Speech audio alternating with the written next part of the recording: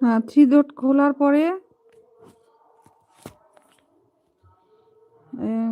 এই যে তুমি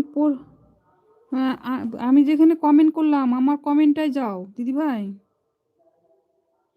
আমি যে তোমাকে কমেন্ট করেছি পোস্টে, তোমার যে থালা সাজানো একটা পোস্ট আছে, সেই থালা সাজানো পোস্টটাতে যাও, গিয়ে দেখো আমি কমেন্ট করেছি অসাধারণ হয়েছে দিদিভাই। ওই থ্রি ডটে টাচ করো, থ্রি ডটে টাচ করলে অ্যাট দ্য